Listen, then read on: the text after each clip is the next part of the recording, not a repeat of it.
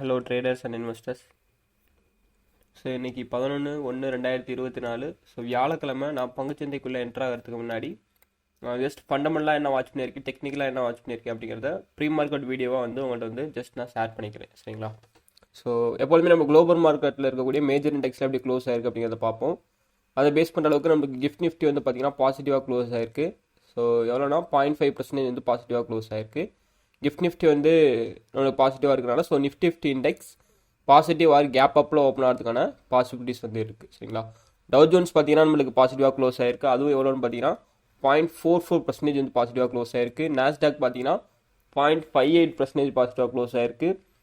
S&P 500 பார்த்தீங்கன்னா 0.47% பாசிட்டிவாக close ஆயிருக்கு. ஸோ ஹாங்சாங் எப்போதும் போல் 0.57% நெகட்டிவாக தான் க்ளோஸ் ஆயிருக்கு. ஸோ நம்மளுக்கு மேஜர் இண்டெக்ஸ் எல்லாம் பாசிட்டிவாக இருக்குது. எஸ்டர்டே நம்மளுக்கும் பாசிட்டிவான வைப்பாக தான் இருந்துச்சு. அதாவது ஃபஸ்ட்டு நம்மளுக்கு ஒரு நல்ல ஒரு டவுன் ட்ரெண்ட் கொடுத்து அப்படியே சைட்வேஸ் கன்சாலிடேட்லேயே போயிட்டு இருந்துச்சு. ஆனால் மார்க்கெட் அதிகமான டைம்ஸ் நம்மளுக்கு பார்த்தீங்கன்னா மேனிப்புலேட் பண்ணது நம்மளுக்கு டவுன் ட்ரெண்ட் போகிற மாதிரி பண்ணி அப் ட்ரெண்டுக்கு தூக்க தான் பார்த்துச்சு. சரிங்களா? லாஸ்ட் ஒரு 1.5 hour பார்த்தீங்கன்னா நம்மளுக்கு மார்க்கெட் நல்ல ஒரு அப் ட்ரெண்ட் மூவ்மெண்ட் கிளியர் கட்டாக கொடுத்து அதில் கூட நம்ம கூட சம் லாஸ் ஆயிருந்தோம். ஸோ அதில் அந்த அப் ட்ரெண்ட் மூவ்மெண்ட்டில் நல்லா இருந்த மூவ்மெண்ட்டில் அந்த லாஸையும் ரெக்கவரி பண்ணோம். சரிங்களா? ஸோ இதான் எஸ்டர்டே நம்மளுக்கு நடந்தது. சென்செக்ஸை பொறுத்தளவுக்கு நம்மளுக்கு 0.38% பாசிட்டிவாக க்ளோஸ் ஆயிருந்துச்சு. நிஃப்டியை பொறுத்தளவுக்கு 0.34% பாசிட்டிவாக க்ளோஸ் ஆயிருந்துச்சு எஸ்டர்டே. நிஃப்டி பேங்கை பொறுத்தளவுக்கு 0.25% எஸ்டர்டே பாசிட்டிவாக க்ளோஸ் ஆயிருந்துச்சு. இப்போ எஸ்டர்டே பாசிட்டிவாக இருந்தால் இன்றைக்கி பாசிட்டிவாக இருக்குமா? ஸோ அப்படி கிடையாது. இது எல்லாமே ஃபண்டமெண்டலாக நம்மளுக்கு பாசிட்டிவான ஒரு திங்கிங் தரும். சரிங்களா? நெக்ஸ்ட் என்னென்னா நம்மளுக்கு டெக்னிக்கல் லெவல்ஸை பேஸ் பண்ணி தான் நம்மளுக்கு இன்னும் மீதி என்ன பண்ண போகுது மார்க்கெட் அப்படிங்கிறதே நம்மளால் ஃபுல்லாக ப்ரெடிக்ட் பண்ண முடியும். ஸோ அப்போ டெக்னிக்கல் லெவல்ஸையும் நம்ம லாஸ்ட்டில் பார்ப்போம். அதுக்கு முன்னாடி குரூட் ஆயில் யூஎஸ்டி கமாடிட்டிஸை பேஸ் பண்ணுற அளவுக்கு குரூட் ஆயில் யூஎஸ்டி பார்த்தீங்கன்னா 1.22% நம்மளுக்கு நெகட்டிவாக க்ளோஸ் ஆயிருக்கு. பிரண்ட் குரூட் ஆயில் பார்த்தீங்கன்னா 1.23% நெகட்டிவாக க்ளோஸ் ஆயிருக்கு. கரன்சிஸை பொறுத்தளவுக்கு யூஎஸ்டி ஐஎன்ஆர் பார்த்தீங்கன்னா 0.08 ருபீஸ் சேஞ்சஸ் நெகட்டிவாக நடந்திருக்கு. அதாவது 0.1% டிக்ரீஸ் ஆயிருக்கு. டாலர் இண்டெக்ஸ் பார்த்தீங்கன்னா 0.22% டிக்ரீஸ் ஆயிருக்கு. பாண்ட்ஸை பொறுத்தளவுக்கு இந்தியாவோட 10-year பாண்ட் 0.1% டிக்ரீஸ் ஆயிருக்கு. யுனைடெட் ஸ்டேட்ஸோட 10-year பாண்ட் 0.1% பாசிட்டிவாக க்ளோஸ் ஆயிருக்கு. ஏடிஆர்ஸ் பர்ஃபார்மன்ஸ் பார்த்தீங்கன்னா எல்லாமே நம்மளுக்கு பாசிட்டிவாக இருக்குது. இன்ஃபோசிஸை தவிர இன்றைக்கி இன்ஃபோசிஸ்க்கு சம் ஈவெண்ட் ஒன்று இருக்குது. அதை பேஸ் பண்ணி இன்ஃபோசிஸ் மட்டும் நம்மளுக்கு நெகட்டிவாக இருக்குது. ஸோ மற்ற எல்லா ஏடிஆர்ஸுமே பாசிட்டிவாக இருக்குது. மோஸ்ட்லி நீங்கள் இதெல்லாம் லாங் பொசிஷன் சார்ட்ஸ் அனலைஸ் பண்ணுறப்போ லாங் பொசிஷன் ட்ரேடு கிடச்சின்னா ஸோ நீங்கள் தாராளமாக ட்ரேட் எடுக்கலாம். சரிங்களா? ஸோ இவ்வளோ தான் குளோபல் மார்க்கெட்டை பேஸ் பண்ண அளவுக்கு நம்மளுக்கு கிடைச்ச ப்ரீ மார்க்கெட் ரிப்போர்ட். சரிங்களா? ஸோ இனிமேல் அனலைஸ் பக்கம் போயிடுவோம். ஃபஸ்ட்டு இந்த எஃப்ஐஏ டேயோட ரிப்போர்ட் பார்த்துருவோம். எஃப்ஐஏ எஸ்டர்டே எவ்வளோ பை பண்ணியிருந்தாங்க அப்படின்னு பார்த்தீங்கன்னா 9,621 கோடிக்கு எஸ்டர்டே பை பண்ணியிருந்தாங்க. எவ்வளோ செல் பண்ணியிருந்தாங்கன்னா 11,343 கோடிக்கு செல் பண்ணியிருக்காங்க. ஸோ இது பார்த்தீங்கன்னா நெட் சேல்ஸ் எவ்வளோ பண்ணியிருக்காங்க அப்படின்னு பார்த்தீங்கன்னா 1,721 கோடியா?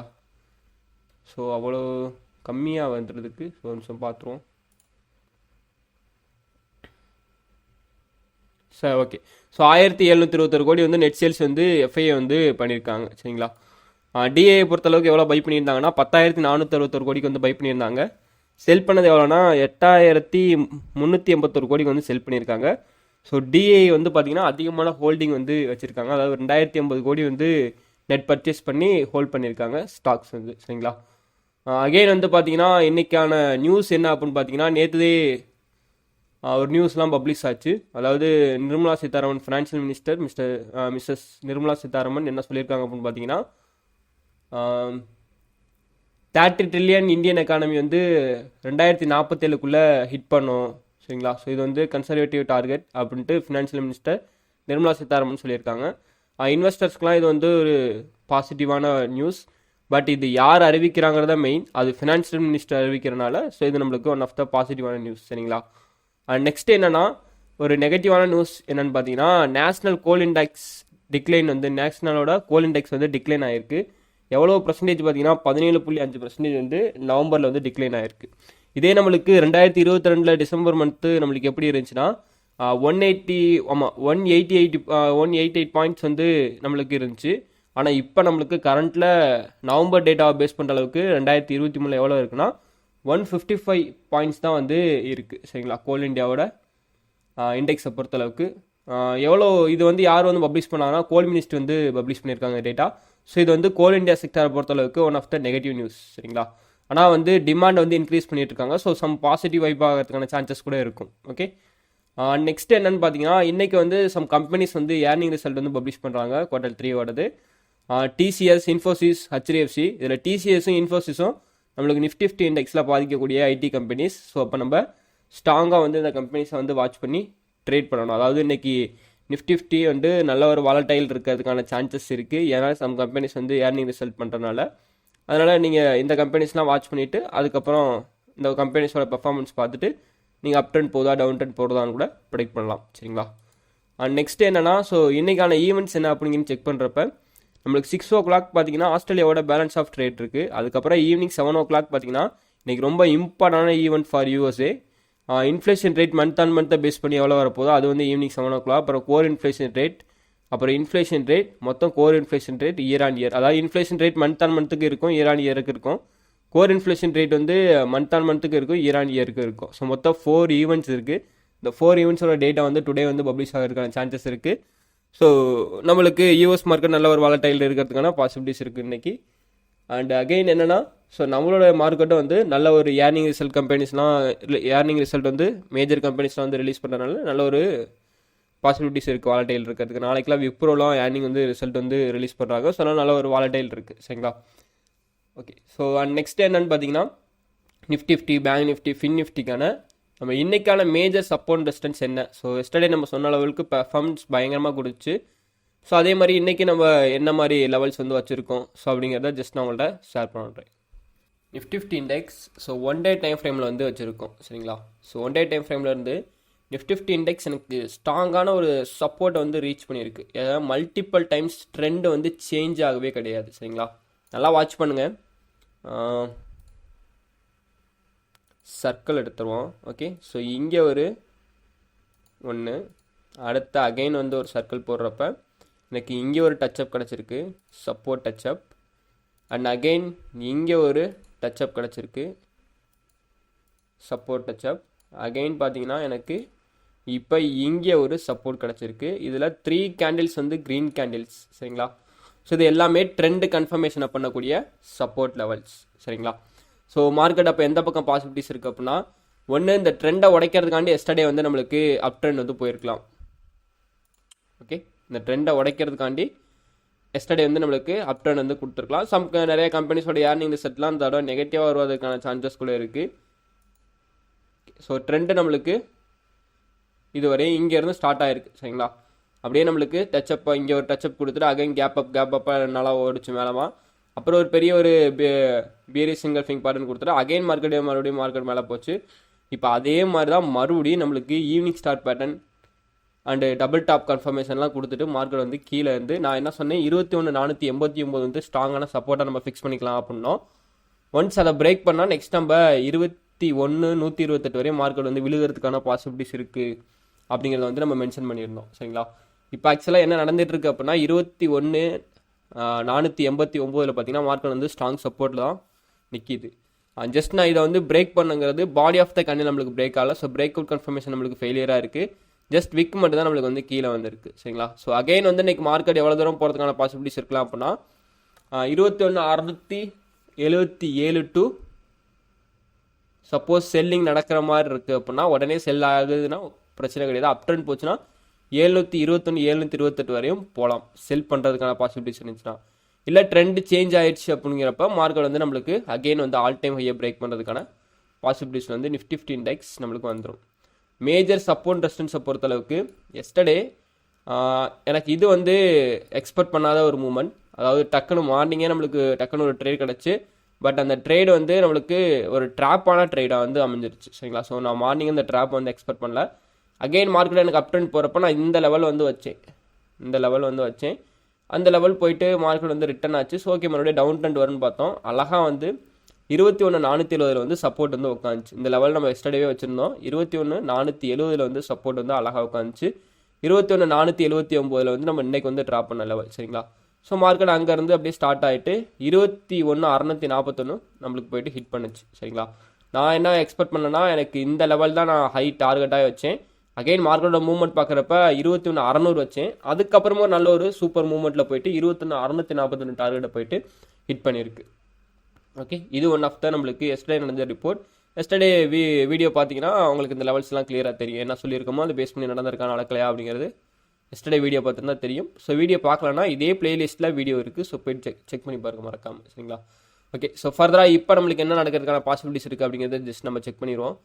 நம்ம என்ன சொல்லியிருக்கோம் அப்படின்னா மார்க்கெட் வந்து ஒரு 10 பாயிண்ட்ஸ் கேப் அப் ஆர் பாசிட்டிவாக ஓப்பன் ஆகிறதுக்கான சான்சஸ் இருக்குது அப்படின்ட்டு இருக்கோம்.